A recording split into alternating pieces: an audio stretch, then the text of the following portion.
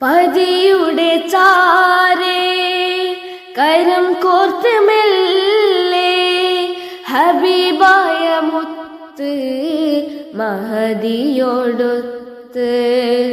പതിയുടെ ചാരേ കരം കോർത്ത് മെല്ലെ ഹബീബായ മുത്ത് മഹദിയോടൊത്ത്.